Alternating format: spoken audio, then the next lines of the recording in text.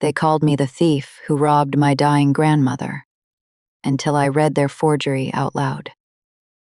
I slid the deed across my uncle's kitchen table and let him read his own forgery. You signed my name for me once, I said. Now read the line where the notary's commission was already dead. 6 years, I ran my grandmother's house, her medicine, her body, her last bad nights. And this family stood at her repast and called me the thief who robbed her. Here is what my uncle never counted on. My name was on a loan I never took and a property transfer I never witnessed. And today, I read deeds for a living. I am a title examiner. I find the names that get forged onto land. Last spring, I finally read the ones they forged onto mine, and I made the record tell the truth, line by line, until there was nothing left for them to hide behind. If you have ever been the one who stayed, the one who showed up, who cleaned up, who got called selfish for finally saying no, stay with me, because this is the story of what happens when the family that rewrote you hands the pen to someone who knows exactly how forgery works. My name is Cleo Toussaint. I am 36 years old, and the most honest thing my grandmother ever owned was a dented green tin she kept on top of the refrigerator. Remember that tin? It is going to end this whole thing. If a family has ever buried your side of the story under theirs, drop one word in the comments for me. Comment, stayed. You. I want to see how many of us there are. Then stay with me, because I have to take you back, not to the kitchen table, further back, to the porch light. Mama Odette left the porch light on for me every single night. I was 16.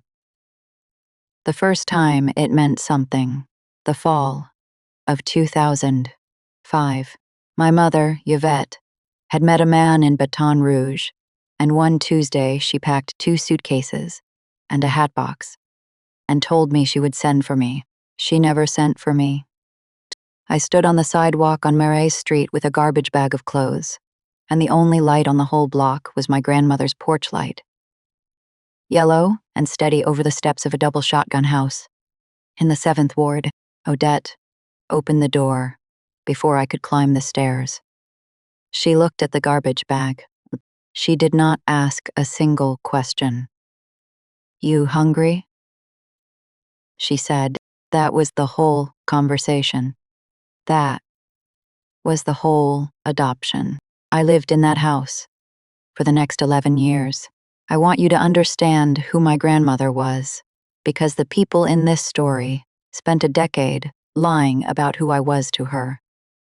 Odette Toussaint owned that house free and clear, bought it with my late grandfather in 1971, paid the last note in 1994, and never carried a dollar of debt on it again. She kept her important papers in that green tea tin on top of the refrigerator, because she did not trust banks to keep what was hers. She used to tap the lid and say, "Some things stay off the record. Baby, family business stays in the family." She believed that. It is the saddest sentence in this story, because the people who finally robbed her used that exact belief as a door. So here is the first thing you should know about my Uncle Roland. He had a phrase. 2. Whenever money came up, a roof repair, a hospital bill, who paid for what? Roland would spread his hands like a man calming a crowd and say, "We don't put family business on paper. Family settles its own accounts." 6 years from that kitchen, I would settle the account on paper, on the public record, where it will outlive every one of them. But in 2005, I just thought he talked nice. Let me tell you how I learned my job in that family. Because it started long before the deed. My mother and Roland were Odette's. Only 2 children. Yvette was beautiful and broke and always halfway out the door. Roland was the steady one, the one with the good shirts and the firm handshake, the one the church ladies called a credit to his mother. Between the 2 of them, Odette had exactly one person who actually showed up at her house every day. That was me, the granddaughter, the one who stayed. By 17, I was driving Mama to dialysis on Tuesdays and Fridays. By 18, I knew her insulin schedule better than the pharmacist. I had a spot in the practical nursing program at Delgado, and I was good at it because I had been practicing on my own grandmother for years. I thought I was going to be a nurse. I packed that future up like the others packed suitcases. The first stroke came in 2012. I was 23. I found her on a Sunday morning on the kitchen floor by the refrigerator. One side of her face gone slack, her hand still reaching up toward the top of the fridge where the tin was. I called 911. I rode in the ambulance, and when the social worker at the hospital asked who the primary caregiver was, I said the word out loud for the first time. Me. It is me. I withdrew from Delgado that month. I told my advisor. I was deferring. I never went back. The dorm of my own life, you could say, stayed packed in a closet. I refused to open. Roland came to the hospital. He wore the good shirt. He shook the doctor's hand. And then in the hallway, he put his arm around me and said the thing that should have warned me. He said, "You are a blessing, Cleo. You take care of Mama and the money side, the paperwork side. You let me handle all that. We don't put family business on paper. Family settles its own accounts." I was 23 and exhausted and grateful that somebody competent was offering to carry something. I said, "Okay." I let him handle the paperwork. Stay with me. This is where it turns. That is the exact sentence that cost me my credit, my home, and very nearly my name. For the next 4 years, I did everything. And I kept the receipts. Because keeping receipts was the only power I had. Let me give you the real number. Because in this story, the numbers are the truth. And everything else is performance. I paid for her care out of my own checks. Her insulin co-pays. Her home aid on the days I worked, doubles. Her groceries. Her adult briefs. The lift bar I installed in the bathroom, myself, with a drill I bought at the hardware store on St. Claude Avenue. I wrote it all in a notebook, and I kept the slips in an envelope, because Mama had taught me paper outlives people. $650 a month for 48 months. That is $31,200 out of the pocket of a woman working 2 jobs and sleeping 4 hours a night. Roland's contribution across those same 4 years was $0. When I finally asked him, once, gently, if he could help with the aid, he smiled and said, "I am handling the big picture, Cleo. You are handling the day to day. That is a fair split." I didn't argue. I never argued. I just went back to the day to day, and that silence, that good, obedient, family protecting silence, is the thing they would later try to hang me with. If you have ever swallowed the unfair thing to keep the peace, and then watch them, use your silence as proof you agreed. You already know what is coming. You know it in your stomach. My mother came around exactly twice in those 4 years, and both times it was about money, and the second time told me everything I needed to know about all of them. It was the Christmas of 2014. Yvette showed up in a new coat, kissed her mother on the forehead, stayed 40 minutes, and on her way out she stopped me in the hall and asked, Lo, if I could spot her $800 until February. I told her the truth, that I didn't have it. That every dollar I had was going into Mama's care. That I was 4 hours of sleep and 2 jobs deep. And my mother looked at me, this woman who had left me on a sidewalk with a garbage bag, and she said, You always did make yourself the martyr, Cleo. Then she said the thing. She said, Mama's got that whole house. There is money in that house.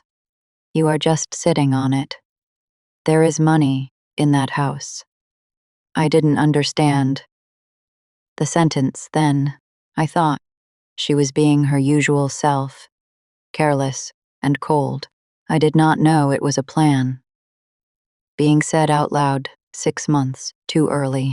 I did not know that somewhere a loan officer already had a forged version of my signature in a file, and that my own mother was already counting the equity in a house her mother was still living in. I just told her no, and she left, and the porch light stayed on for me that night, the way it always did. I held on to that light. It was the only thing in that family that never lied to me. Here is what I did not know in 2014. While I was buying briefs and insulin, Roland was at Gentilly Federal Credit Union, opening a home equity loan against my grandmother's paid-off house, $54,000. August of, and he needed a second signature on it, a co-borrower, a younger name with a clean record to make the file look strong. He used mine. I have never in my life sat in a loan office at Gentilly Federal. In August of 2014, I was working the overnight shift at a group home in Metairie, and I have the time cards to prove it. But there is a signature on that loan that looks almost exactly like mine, witnessed by a notary named Purvis Lemoyne. Remember that name? Mr. Lemoyne is going to be the thread I pull. And here is the part I think about at 3 in the morning sometimes. I almost caught it. The fall of 2014, I was bringing in the mail, and there was an envelope from Gentilly Federal Credit Union with my own name printed on it, right under my grandmother's address. I had never opened an account there. I stood on the porch and turned it over twice. When I asked Roland about it that night, he didn't even blink. He said the credit union had bundled a little maintenance line against the house to fix the roof and keep Mama comfortable. And he'd put me down as a contact because I was the one who lived there. It is nothing, Cleo. It is the day-to-day stuff. You don't want to be buried in paperwork. Let me handle it. Let me handle it. I gave him the envelope. I actually handed it to him. I have replayed that moment 1,000 times.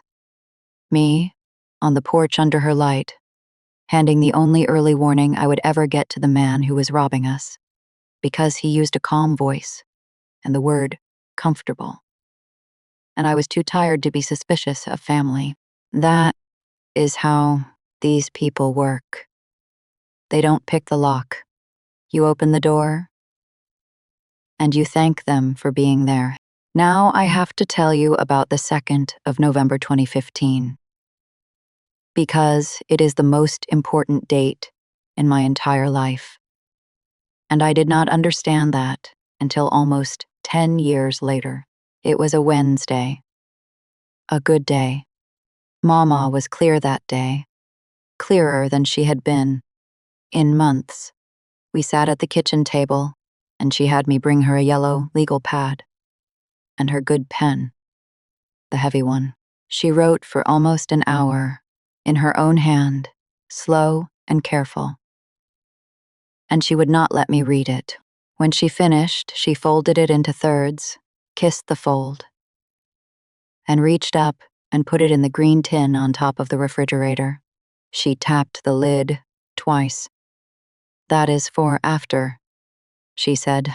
"When the time comes, you go to the tin, not to Roland, not to your mama. The tin," I said. "Mama, stop talking like that." She took my hand. And she said, "The thing I have carried every day since. Baby," she said, "you are the one who stayed. Everybody else just visited." I thought it was love talking. It was love. But it was also, it turned out, a legal document, because what Odette Toussaint wrote that Wednesday, entirely in her own hand, dated and signed, was a will. In Louisiana, we call that an allographic testament, and it is completely valid with nothing but the testator's own handwriting. The date and the signature, no notary required, no witness required, just her hand. And in that hand, she left the house at 2417 Marais Street to me. The line read, "To my granddaughter Cleo, who is the one who stayed." She put the proof of my whole life in a tin on top of the refrigerator. And then she trusted her family not to be what they were. Hold on to that. We are going to open the tin later. Right now, I have to tell you how they tried to make sure it stayed closed forever. Mama had her second stroke on the 22nd of February 2016. The big one. I called 911 again, the second time in my life from that same kitchen. And the ambulance took her to Toro Infirmary. And this time she did not come home. She was an inpatient at Toro. From the 22nd of February until she passed, she could not speak. She could not hold a pen. She could not sign her own name. And there is a hospital chart that says so on every page. I slept in the chair beside her bed most nights. The visitor log has my name on it for almost every day of those 9 weeks. Hold on to that detail, too. It matters more than you can imagine right now, because while I was sleeping in that chair, my Uncle Roland was committing a crime with a date on it. On the 9th of March 2016, while Odette Toussaint lay in a hospital bed unable to lift a spoon, a document was recorded in the Orleans Parish Conveyance Records, an act of donation. It claimed that on that day, Odette appeared in person, of sound mind, before a notary, and gave the house at 2417 Marais Street to her son, Roland Toussaint, as a gift, cutting out the will, in the tin, cutting out me. The act said 2 people witnessed her sign it. One of the witness signatures was mine. I was not at any notary's office on the 9th of March, 2016. I was at Toro Infirmary, in a chair, holding my grandmother's hand. And the visitor log proves it. And my grandmother was 3 floors up, unable to appear anywhere. And her chart proves that the notary who swore she appeared before him that day was Purvis Lemoyne, the same name from the loan. And here is the detail that turns the whole thing to glass. The detail I would not understand the weight of until I had spent 4 years learning to read records for a living. Purvis Lemoyne's notary commission had been revoked by the Secretary of State. On the 15th of January 2016, he failed to keep his bond. As of the 15th of January, he was not a notary at all. So on the 9th of March, a man who was not a notary swore that a woman who could not move had given away her house, and he forged a dead woman's daughter onto it as a witness. Every single fact in that document was false, and all of it was written down. And writing it down is exactly what destroyed them. Because paper, like Mama said, outlives people. But I am getting ahead of myself. I didn't know any of this yet. In March of 2016, I just knew my grandmother was dying. She passed on the 28th of April 2016, a little after 3 in the morning, with my hand in hers and nobody else in the room. Roland and Yvette arrived 4 hours later, composed and dressed, and Roland thanked the nurses and signed the discharge paperwork himself. And I was too broken to wonder why he was so comfortable signing things. The repast was at the house on Mariah Street. 3 days after the funeral, and that is where they did it to me in public, in front of everyone. The way they always did the cruelest things. Calmly, sweetly, backed by paper with their hands spread wide. Let me put you in the room. It was a Saturday afternoon. A little after 2 o'clock, 40, maybe 50 people. Aunts, deacons, the church ladies. Neighbors who had known me since I was 16 with a garbage bag of clothes. There were foil pans of red beans on the table. Where Mama had written her will, 5 months before, I was washing a casserole dish at the sink when my Uncle Roland tapped a spoon on a glass and asked for everyone's attention. He gave a beautiful speech about his mother, and then he pivoted, smooth as anything, and he said he had something painful to address. Because the family deserved the truth. Some of you have asked about Mama's affairs, Roland said, and I am not going to hide it. Because we settle our own accounts in this family. There is money missing. And there has been money missing for years. And it breaks my heart to say it happened on the watch of the person who was alone in this house with her. The room went still. Every face turned toward me. At the sink, my mother, Yvette, stood up beside him, on cue, with actual tears. And she said the sentence that became my name in that family for the next decade. She said, "We didn't want to believe it either, but Cleo robbed her own grandmother. She isolated that woman from her own children. And she bled her dry. I want you to understand." I had a notebook of receipts upstairs. $31,200 of my own money in that woman's care, and I stood at that sink with my hands in the dishwater, and I could not make a single sound come out of my throat. That is the thing. Nobody tells you about being framed by people who love performing. They do it in a room you cannot win in. The deacon looked at me with such disappointment. A church lady who used to braid my hair put down her plate, and Roland spread his hands and said, almost gently, "We're not going to the police. We don't air family business. In public, we settle our own accounts. We just think Cleo should find somewhere else to stay. Somewhere else to stay. Out of the house I had run for 6 years. The house that was, although none of us in that room knew it yet, already legally mine." I did not yell.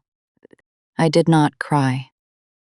I dried my hands on a dish towel, and I walked up the stairs, and I packed the same kind of bag I had arrived with 11 years before, and I walked out under the porch light in the middle of the afternoon, when it wasn't even on.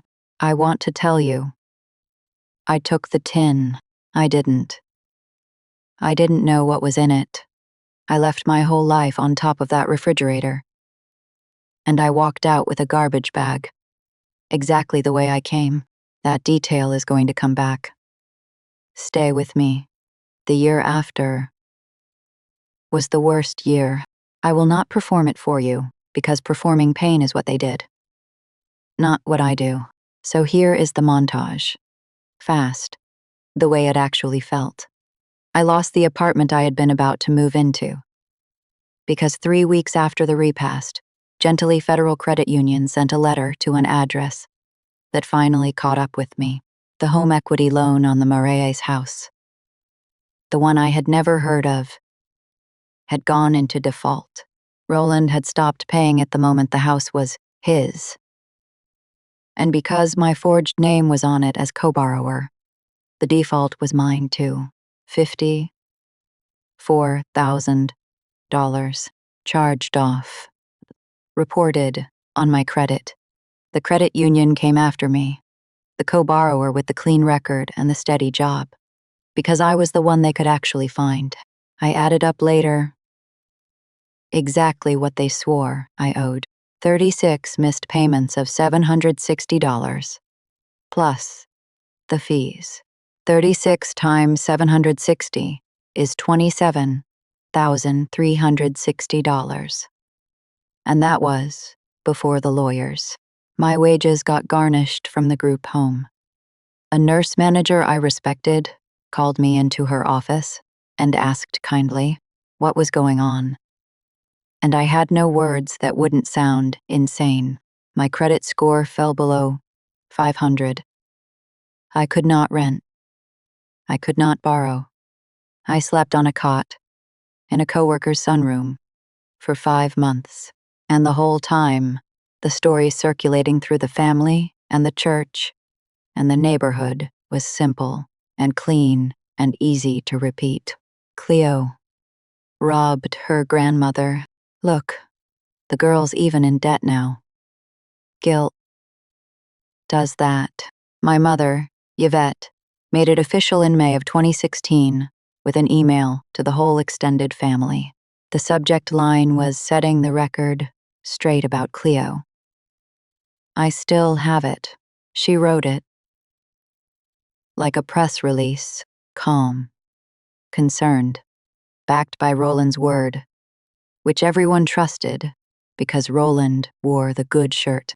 That is the thing about a villain who is a system and not a cartoon. They never scream. They send a tasteful email. They say, "We're heartbroken." They have paperwork, and the paperwork, to a half-listening church congregation, looks exactly like proof. I believed, that year, that they had won. I believed there was no document on earth that said otherwise. I was wrong about that. The document existed. It was in a tin. I just hadn't learned how to read yet. Here is where my one ally comes in. There was only, ever, one. Her name was Cordelia Batiste, and she had been my grandmother's friend for 40 years. Miss Cordelia was a small, upright woman in her 70s who had worked her whole life as a civil law notary and a title abstractor. The person who reads the long chain of who owned a piece of land before you, going back 100 years, making sure nobody forged their way into it. She lived 2 streets over from Marassi, and about 8 months into my bad year, she found me sitting on a bench at the streetcar stop on Esplanade Avenue, not going anywhere. Just sitting. She sat down next to me. She did not try to fix me. She didn't say it would be okay, or that family is family, or any of the things people say to make themselves feel better about your pain. She just sat.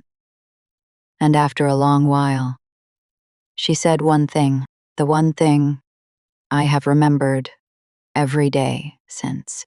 She said, "Baby, they can lie to your face all day long, but they can't lie to the record forever. The paper's patient, and one of these days, the person who knows how to read it is going to be you." Then she stood up and said, "Come work for me. I'll teach you to read." She did not mean it as a metaphor. She put me at a desk in the back of her little office on Bayou Road, and she taught me the trade, how to pull a conveyance record, how to run a chain of title, how to spot a break in that chain, a gap, a forgery, a deed that doesn't fit, how to check a notary's commission against the Secretary of State's rolls to see if the person who swore an oath had any right to administer one. I was a fast student. I had spent my whole life keeping receipts. Now somebody was paying me to keep everyone's. That is the montage. 4 years of it, fast, because you already know I survive. The question was never whether I'd survive. It was what I'd become. I got my title examiner license in 2020. I got my own notary commission in 2023. The very commission Purvis Lemoyne had thrown away. I built a specialty, and word got around.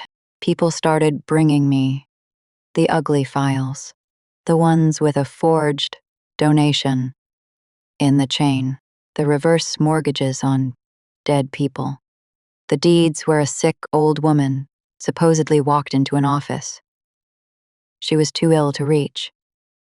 I became, without ever planning it, the person who catches exactly the crime that was committed against my grandmother. There was one file in 2022 that I have never told anyone about until now. A woman named Miss Antoinette, 81. In Trem, her son had recorded a donation, transferring her house to himself while she was in a memory care facility. And a niece, who smelled something wrong, hired my firm to run the chain. I sat at my desk and pulled the donation and checked the notary's commission against the state roll, and the date didn't fit, and the personal appearance was impossible, and I felt the floor tilt because I was not reading Miss Antoinette's file. I was reading my own, with the names changed. Same crime. Same shape. Same calm sun, with the good handwriting. I cleared that title. I got Miss Antoinette's house back into her own name before she passed. And the niece cried in my office. And I did not, but I drove home that night and sat in my car outside my apartment for an hour, because I finally understood what Miss Cordelia had been building in me. She had not just taught me a trade. She had been quietly handing me, file by file, the exact set of skills it would take to walk back into my own life and undo what they did. She was teaching me to read the one document I was still too afraid to look at. I wasn't ready yet, but I was getting close. That detail matters later. Safatine, for 4 years. I never once looked up my own family's name. I was afraid of what it would do to me. Miss Cordelia knew. She never pushed.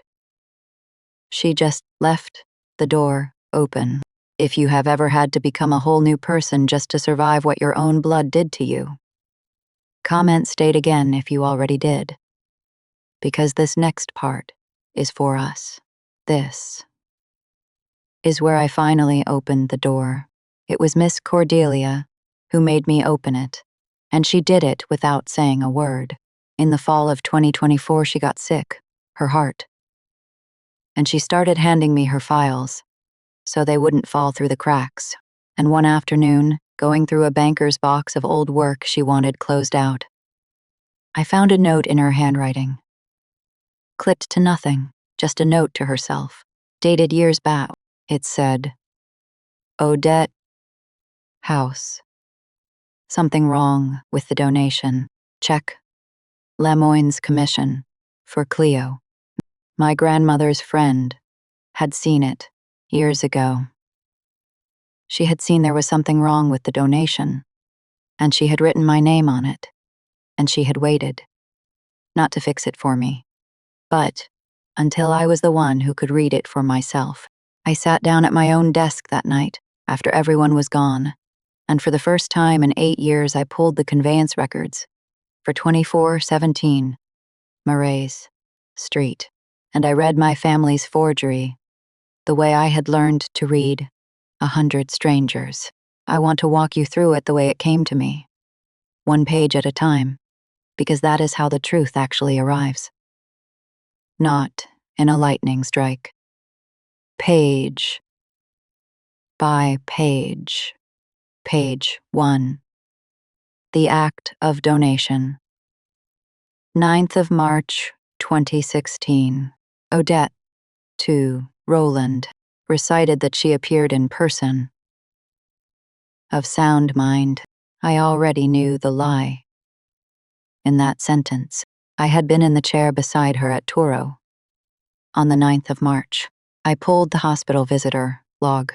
There was my name, signed in at 7:40 in the morning. Signed out at 9 in the evening. She was 3 floors up on a feeding tube.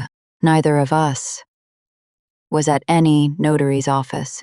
The personal appearance was impossible, and the hospital had documented it without ever knowing why it would matter. Page 2. The witness block. My signature. Except it wasn't. When you have read forged signatures for 4 years, a forgery of your own hand is almost insulting in how obvious it is. The forger had copied the shape of my name and missed the way I lift the pen between the 2 letters of my last name. I had 100 genuine examples of my own signature in my own files. Side by side, it was not a close call. Page 3.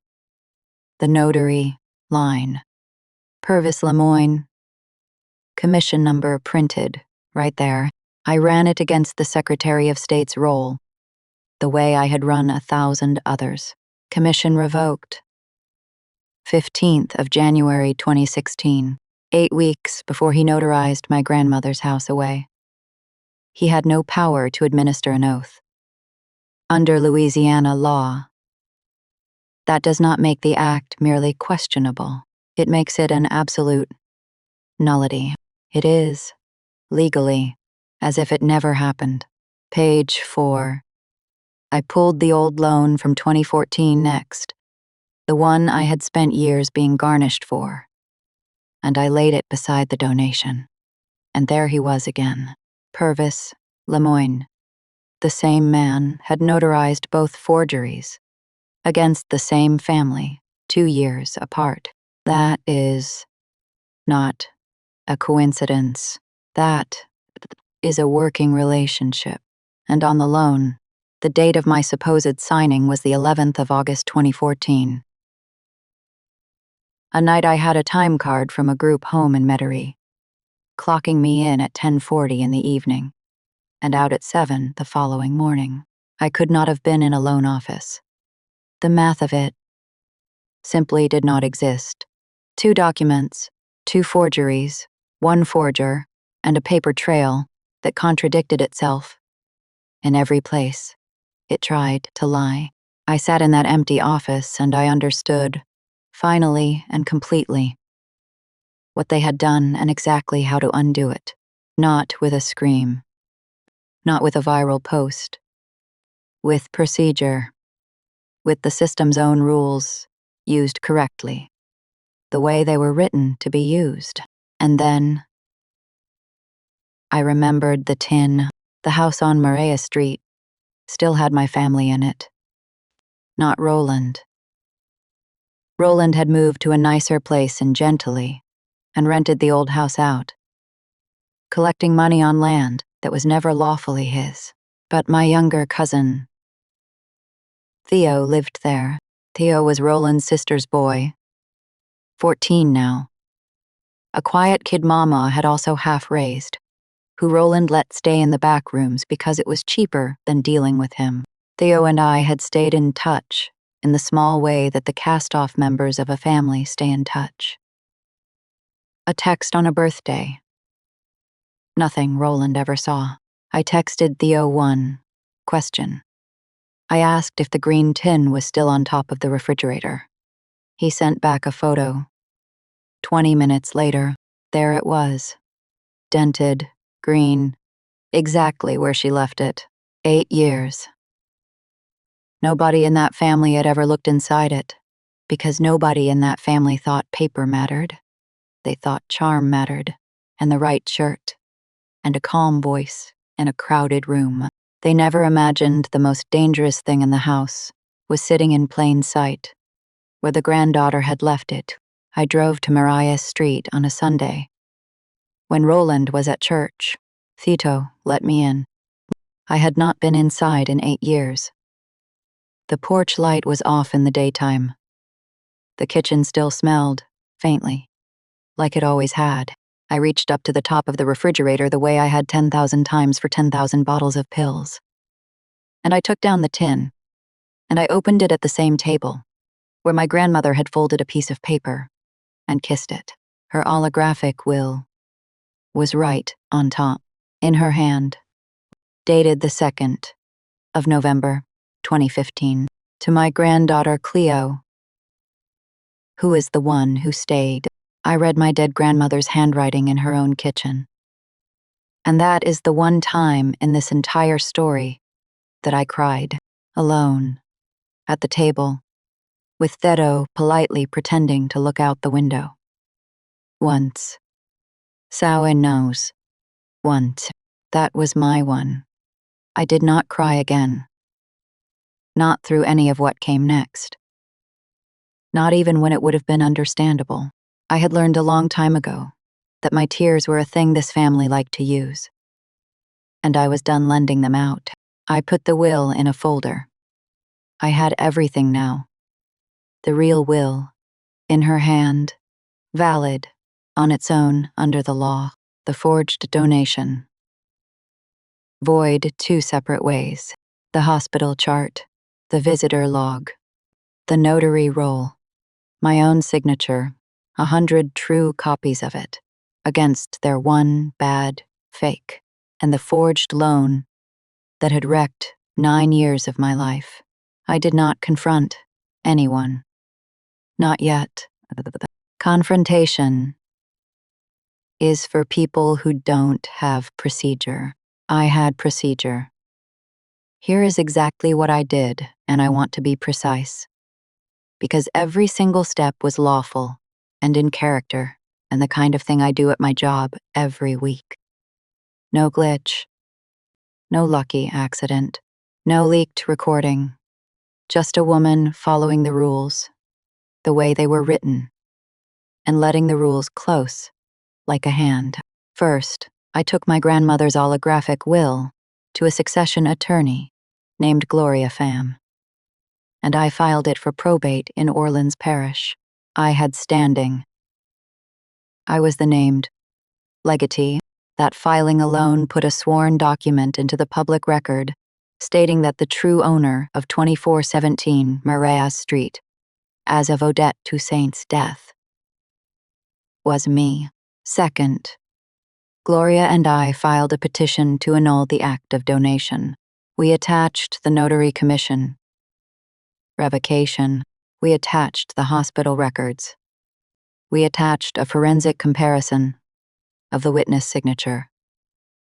3 independent grounds, any one of which was fatal. Together, they were a wall. Third, I went back to Gentile Federal Credit Union, not as the terrified girl with the garnished wages, but as a licensed examiner with a forgery affidavit, a handwriting exemplar, and documentary proof that I was 3 parishes away on the day I supposedly signed their loan. I filed a formal forgery claim. I asked them to do the one thing institutions do beautifully. When you hand them airtight paper, I asked them to investigate, and then I waited, because the system, like the paper, is patient. Miss Cordelia taught me that. Miss Cordelia did not live to see it finish. She passed in January of 2025. I read her note one more time at her service. The person who knows how to read it is going to be you. And I folded it into my own tin. The one I keep now, on top of my own refrigerator. Some things, it turns out, are worth keeping off the record and close. The difference is, now, I get to choose which. The consequences came in the flat, factual language I have come to love more than any speech. In the spring of 2025, The Orleans Parish Court signed a judgment declaring the act of donation of the 9th of March 2016 an absolute nullity, void. From the beginning, as if it had never been written, the house reverted to Odette Toussaint's succession. And from there, by her own hand, to me. The judgment was recorded in the conveyance records on the 14th of May, 2025. It is public. Anyone can pull it. Roland's name comes off the chain of title, and mine goes on, and underneath both of them, where it belonged the whole time, sits a yellow legal page in my grandmother's handwriting. That is consequence. Number 1, the man who said we settle our own accounts in private had his accounts settled in public. In a building with a flag out front, by the niece he called a thief. Consequence. Number 2 came from Gentilly Federal. Their fraud unit confirmed the forgery.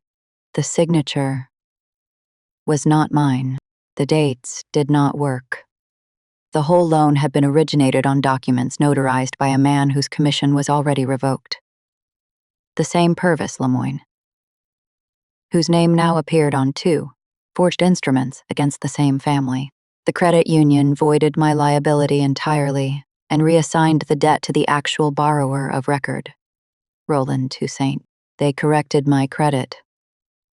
9 years of a false debt, lifted in a single letter, and the $27,000 they had once chased me for. It went looking for the man who actually spent it. I want to tell you plainly what that did to him, because the master version of this story would gloss over it. And I won't. The garnishment that had been coming out of my paycheck for years stopped on a Friday in 2025, and I watched my account on the following payday and saw, for the first time since I was 27, my whole check. The same week, the credit union's collectors turned around and went to Roland. The debt he had built on a forged signature came back to his real one, with 9 years of interest behind it. To cover it, the man who had stood in my grandmother's yard and offered to split the proceeds fairly had to sell his own house in Gentilly. The nice one, the one with the good address he moved to after he took ours. His world did not end. It just got exactly as small as he had tried to make mine. That is the only justice I will ever fully trust, not the loud kind, the kind that balances to the dollar. Consequence. Number 3 was the quietest and the one I think about most. The forged notarizations were referred to the proper authorities. A fraudulent stamp from a man who had no commission left got pulled into the daylight. Purvis Lemoyne's name is in the record now too, attached to the words absolute nullity, where anyone running a chain of title on his work for the rest of time will find it. None of it was a scream. All of it was a verdict. I did not need a confrontation after that. The record had already spoken louder than I ever could, but there was one room I decided to walk into anyway, and I want to tell you about it, because it is the closest thing to the repast. 8 years later, and it went very differently.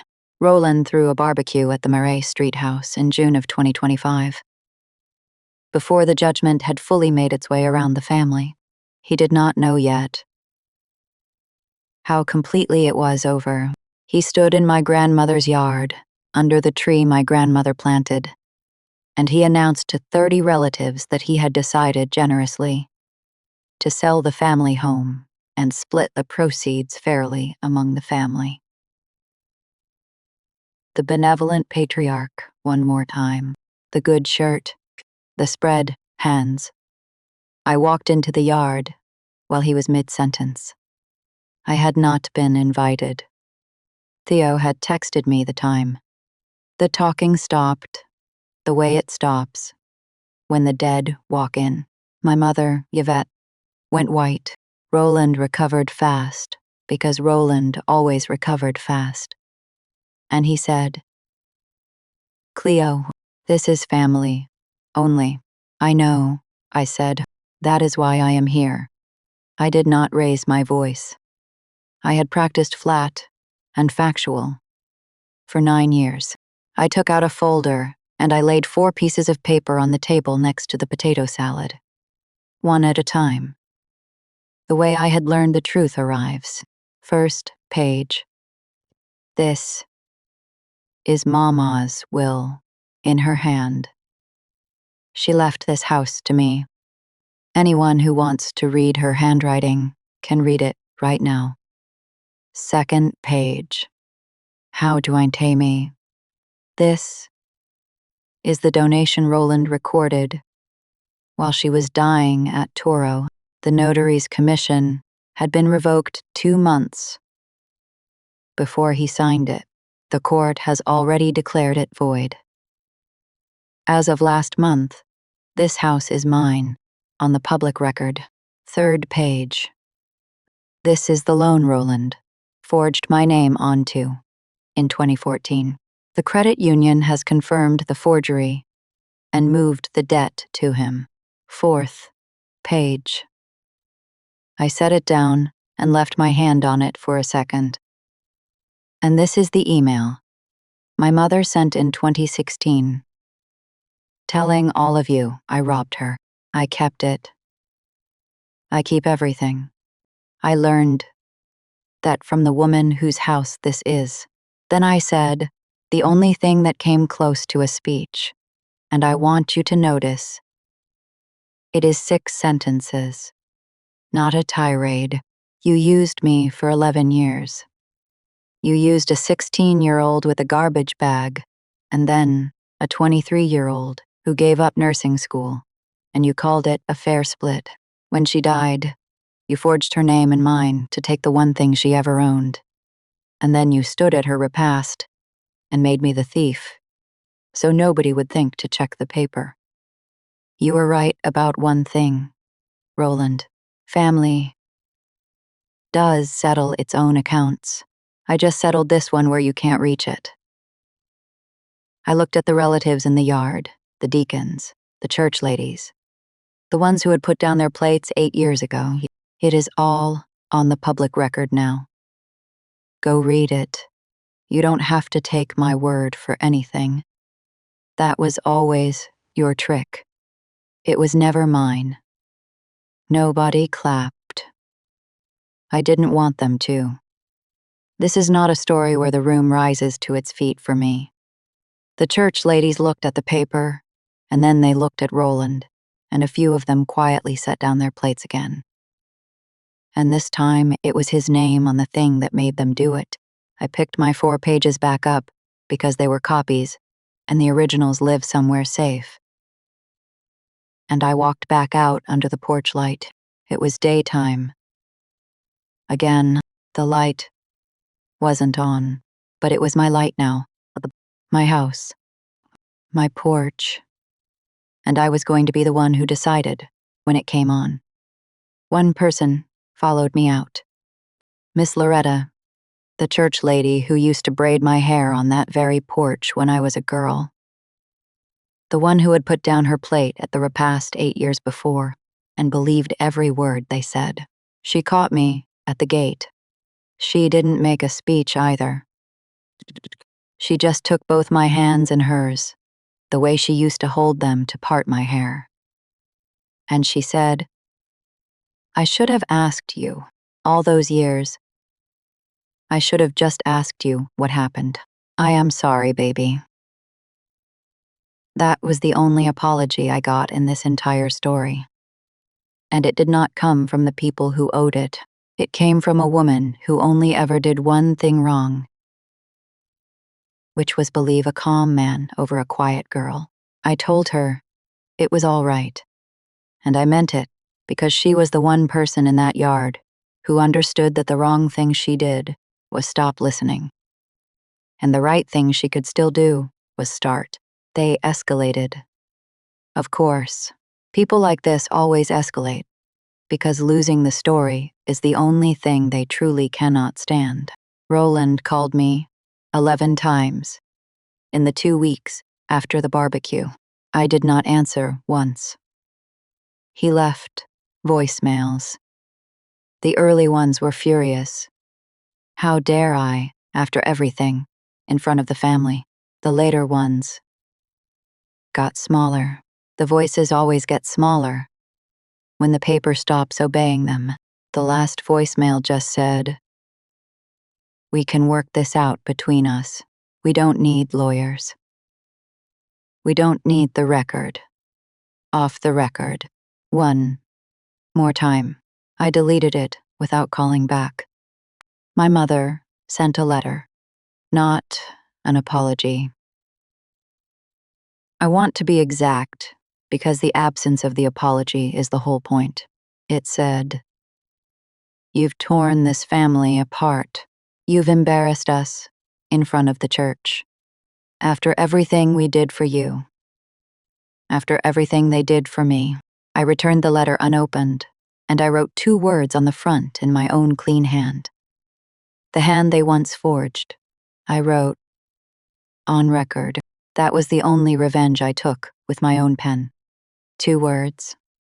The rest. The system did exactly as designed. Let me tell you how it actually ends, because I refuse to give you the fake version, where the family weeps and reunites and learns. That ending is a lie, and I am done with their lies. I did not get my mother back. I did not get a tearful Roland on my doorstep, changed. I will probably never hear the word sorry from either of them in a way that means anything, and I have made my peace with that. Because, and write this down if you take nothing else from me, my peace was never theirs to grant. It lived in a tin. The whole time. It just needed someone who knew how to read. What I got was smaller and truer and entirely mine. I got the house. I moved back into 2417 Mariah Street. In the fall of 2025, I had the lift bar I installed for Mama rebolted into the wall. Because Theo's mother is getting older now, and you never know. Theo lives in the back room still. Except now it is because I want him there. Not because it is cheaper than dealing with him. He is 16, the age I was on the sidewalk. With the garbage bag. He is not going to need a garbage bag. He has a key. A real brass key to a door that is really his to walk through. I had it cut for him myself. That is the brass key. By the way, Mama gave me a key to that house when I was 16 and said, "You are the one who locks up." For years I thought that key meant I was the help, the one who stayed late, the one responsible for everyone else's safety and never her own. I was wrong about the key, the same way I was wrong about everything they taught me. The key was never a chore. It was a deed. She was telling me, 11 years early, in the only language she had, who the house belonged to. I just couldn't read it yet. And the tin. The dented green tin that this whole story turns on. It is on top of my refrigerator now, in my kitchen, in my house. It does not hold a will anymore, because the will did its work. It holds Miss Cordelia's note in her handwriting, and my grandmother's holographic page, sealed in plastic now, and Tet Theo's spare key. And one folded thing of my own. A certified copy of the judgment, the one recorded on the 14th of May, 2025. That put my name where it belonged. My grandmother used to tap that lid and say, "Some things stay off the record." She meant it to protect us. It nearly buried us. So, I changed the rule. The things that need to bind the world, I put on the record now, in the conveyance office. In the courthouse, where a calm voice and a good shirt cannot reach them, and the things that are only mine to keep. A friend's last note, a grandmother's handwriting, a boy's spare key. Those I keep in the tin. I finally get to decide which is which. That was the only inheritance I ever actually wanted.